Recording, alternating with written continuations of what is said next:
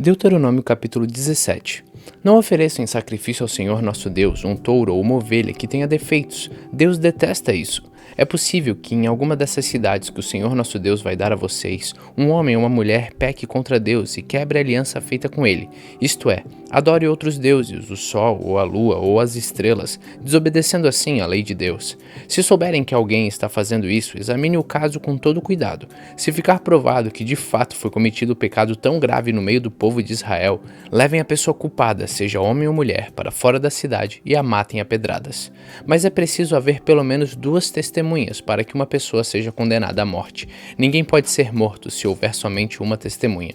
As testemunhas serão as primeiras a jogarem pedras no condenado. Depois, todos os outros devem atirar pedras também. Matem essa pessoa e assim tirarão o mal do meio do povo.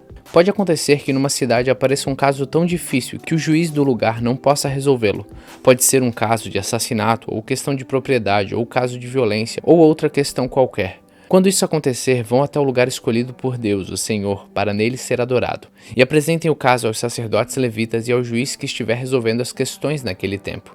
Eles julgarão o caso e darão a sua decisão. Vocês farão tudo o que eles mandarem, obedecendo a todas as suas instruções. Aceite a decisão deles, sigam as suas instruções e cumpram rigorosamente a ordem que eles derem. Mas se houver alguém tão orgulhoso que não queira obedecer à decisão do sacerdote ou do juiz, esse alguém será morto. E assim vocês tirarão o mal do meio do povo de Israel. Quando souberem do que aconteceu, todos ficarão com medo, e ninguém mais fará a mesma coisa. Depois que vocês entrarem na terra que o Senhor nosso Deus está dando a vocês e tomarem posse dela, e depois que tiverem morado lá algum tempo, vocês vão querer um rei para os governar, como os reis das nações vizinhas. O homem que escolherem para ser rei deve ser indicado por Deus, o Senhor. Não pode ser estrangeiro. Somente um israelita pode ser escolhido como rei. O rei não deverá ter muitos cavalos no seu exército e também não mandará homens ao Egito para comprarem cavalos, pois o Senhor já disse a vocês que nunca mais voltariam para o Egito. O rei não deverá ter muitas mulheres, pois isso levaria a abandonar a Deus, e também não ajuntará para si muita prata e ouro. Quando o rei começar a governar, mandará fazer uma cópia da lei de Deus, que está no livro guardado pelos sacerdotes levitas. Ele deverá ficar com essa cópia, e todos os dias da sua vida lerá a lei, para que aprenda a temer o Senhor, nosso Deus, e para que sempre obedeça fielmente todas as leis e todos os mandamentos. Se fizer isso, ele não irá pensar que é mais do que os outros e cumprirá fielmente todas as leis. Assim reinará por muitos anos, e os seus descendentes serão reis de Israel por muito tempo. Deuteronômio capítulo 18. Moisés disse ao povo: a tribo de Levi não receberá terras em Canaã como as outras tribos, portanto os sacerdotes levitas receberão a sua parte dos sacrifícios oferecidos a Deus. Eles não terão terras, conforme o Senhor Deus prometeu. A parte dessa tribo é o direito dos homens servirem como sacerdote do Senhor. Quando alguém oferecer touros ou bodes em sacrifício a Deus, os sacerdotes receberão o quarto dianteiro e as queixadas e o bucho. Receberão também o que for colhido ou preparado primeiro, sejam cereais, vinho ou azeite ou lã, pois o Senhor, nosso Deus, os escolheu entre todas as tribos de Israel para que eles e os seus descendentes sirvam como sacerdotes para sempre. Se um levita que estiver morando numa das cidades de Israel desejar ir ao lugar de adoração escolhido pelo Senhor Deus, poderá ir quando quiser. Ele servirá como sacerdote do Senhor nosso Deus, como fazem os outros levitas que estão ali, e receberá a mesma quantidade de alimentos que os outros sacerdotes recebem. Além disso, poderá ficar com tudo que a sua família mandar. Quando vocês tomarem posse da terra que o Senhor nosso Deus está dando a vocês, não imitem os costumes nojentos dos povos de lá. Não ofereçam seus filhos em sacrifício, queimando-os no altar. Não deixem que no meio do povo haja adivinhos ou pessoas que tiram sortes. Não tolerem feiticeiros, nem quem faz despachos, nem os que invocam os espíritos dos mortos.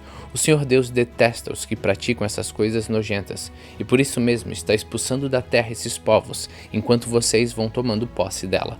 Em todas as coisas sejam fiéis ao Senhor, nosso Deus. Moisés disse ao povo: os povos da terra que vai ser de vocês seguem os conselhos dos que adivinham o futuro e dos que tiram sortes. Mas o Senhor, nosso Deus, não quer que vocês façam isso. No meio de vocês, Deus escolherá para vocês um profeta que será parecido comigo, e vocês vão lhe obedecer. Lembrem que naquele dia em que estavam reunidos ao pé do Monte Sinai, vocês oraram ao Senhor assim: ó Deus, não nos obrigue a ouvir de novo a tua voz, nem ver outra vez o grande fogo, para que não morramos. Então o Senhor me disse: este pedido do povo é justo. No meio deles escolherei para eles um profeta que será parecido com você.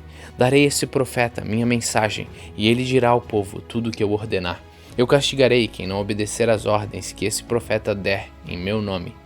E Moisés continuou dizendo ao povo: O Senhor disse também: se um profeta tiver o atrevimento de dar uma mensagem em meu nome, quando eu não lhe tiver dito nada, ou se falar em nome de outros deuses, deverá ser morto.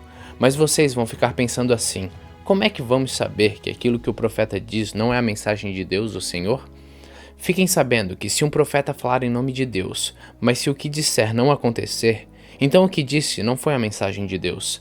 Esse profeta foi atrevido e vocês não precisam ter medo dele.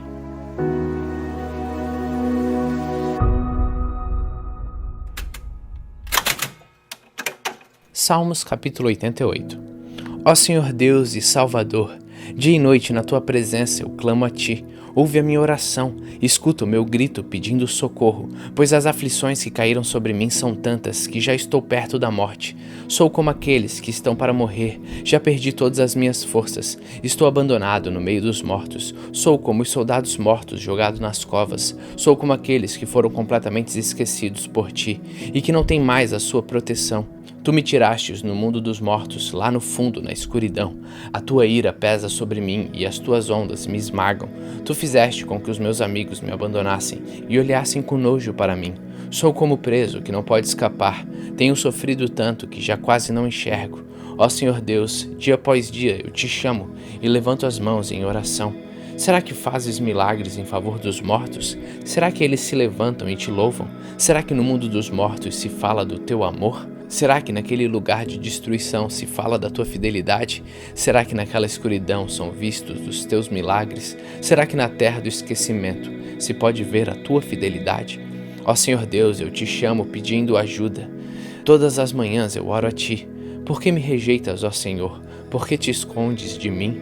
Desde moço tenho sofrido e estado perto da morte, e ando esgotado com o peso dos teus castigos. A tua ira e o teu furor caem sobre mim, e os teus ataques terríveis acabam comigo.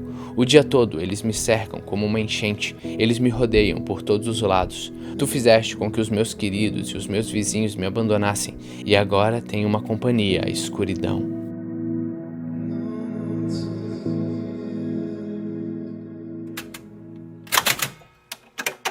Atos capítulo 11.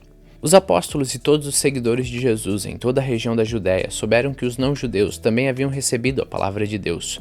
Quando Pedro voltou para Jerusalém, aqueles que queriam que os não-judeus fossem circuncidados o criticaram dizendo: Você ficou hospedado na casa de homens que não são circuncidados e até tomou refeições com eles. Então Pedro deu um relatório completo de tudo o que havia acontecido desde o começo.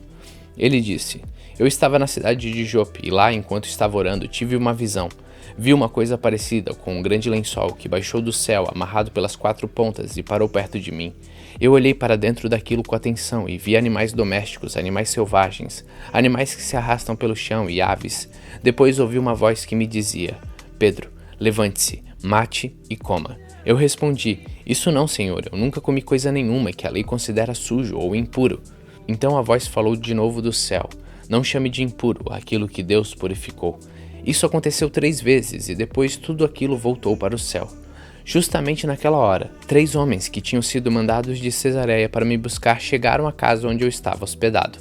E o Espírito de Deus me disse que fosse com eles sem duvidar. Estes 6 irmãos da cidade de Jope foram comigo e todos nós encontramos na casa de Cornélio. Então ele nos contou como viu na casa dele um anjo em pé que lhe disse: Mande alguém a Jope para buscar Simão, a quem também é chamado de Pedro. Ele vai dizer como você e toda a sua família podem ser salvos. E Pedro continuou: Quando eu comecei a falar, o Espírito Santo veio sobre eles, como tinha vindo sobre nós no princípio. Aí eu lembrei que o Senhor Jesus tinha dito: É verdade que João batizou com água, mas vocês serão batizados com o Espírito Santo. De fato, os não-judeus receberam de Deus o mesmo dom que nós recebemos quando cremos no Senhor Jesus Cristo. Quem era eu para ir contra Deus? Quando ouviram isso, eles ficaram sem ter o que dizer e louvavam a Deus, dizendo: Então Deus também deu aos não-judeus a oportunidade de se arrependerem e ganharem a vida eterna. Os seguidores de Jesus foram espalhados pela perseguição que havia começado com a morte de Estevão. Alguns foram até a região da Fenícia, a ilha de Chipre e a cidade de Antioquia e anunciaram a palavra de Deus somente aos judeus. Mas outros, que eram de Chipre e da cidade de Cirene, foram até Antioquia e falaram também aos não-judeus, anunciando a eles a boa notícia a respeito do Senhor Jesus. O poder do Senhor estava com eles e muitas pessoas creram e se converteram ao Senhor. Essas notícias chegaram à igreja de Jerusalém, que resolveu mandar Barnabé para Antioquia. Quando chegou lá e viu como Deus tinha abençoado aquela gente, Barnabé ficou muito alegre e animou todos a continuarem fiéis ao Senhor de todo o coração. Barnabé era um homem bom, cheio do Espírito Santo e de fé, e muitos se converteram ao Senhor. Depois, Barnabé foi até a cidade de Tarso, a fim de buscar Saulo. Quando o encontrou, ele o levou para Antioquia. Eles se reuniram durante um ano com a gente daquela igreja e ensinaram muitas pessoas. Foi em Antioquia que, pela primeira vez, os seguidores de Jesus foram chamados de cristãos. Naquele tempo, alguns profetas foram de Jerusalém para Antioquia. Um deles, chamado Ágabo, levantou-se e, pelo poder do Espírito Santo, anunciou: haverá uma grande falta de alimentos no mundo inteiro. Isso aconteceu quando Cláudio era o imperador romano. Então os cristãos resolveram mandar ajuda aos irmãos que moravam na região da Judéia, e cada um deu de acordo com o que tinha, e mandaram dinheiro por meio de Barnabé e Saulo, para que eles entregassem aos presbíteros da igreja.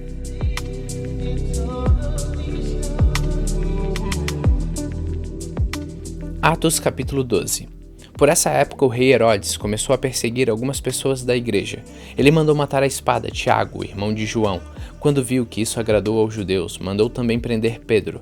Isso aconteceu durante a festa de pães sem fermento. Depois que prendeu Pedro, Herodes o colocou na cadeia e pôs 4 grupos de soldados, com 4 em cada grupo, para guardá-lo. É que Herodes queria apresentá-lo ao povo depois do dia da Páscoa, e assim Pedro estava preso e era vigiado pelos guardas, mas a igreja continuava a orar com fervor por ele.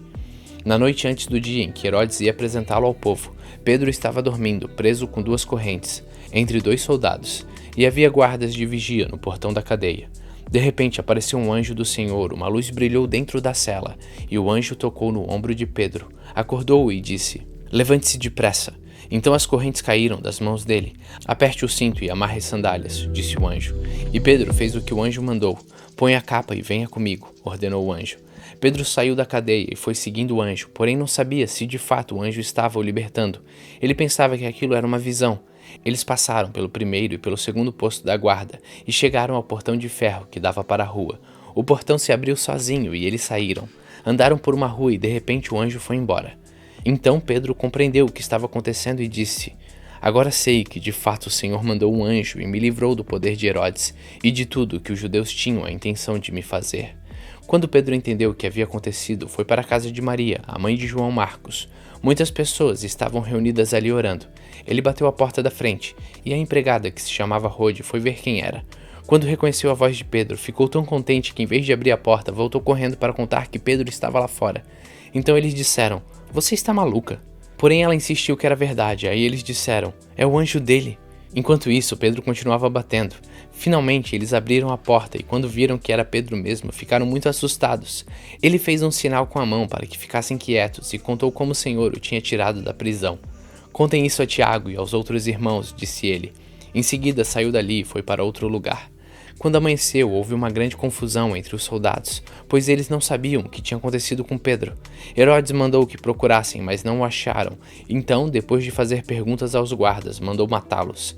Depois disso, Herodes saiu da região da Judéia e ficou algum tempo na cidade de Cesareia. O rei Herodes estava com muita raiva dos moradores das cidades de Tiro e de Sidom. Então eles formaram um grupo e foram falar com Herodes. Primeiro conseguiram o apoio de Blasto, que era um alto funcionário do palácio.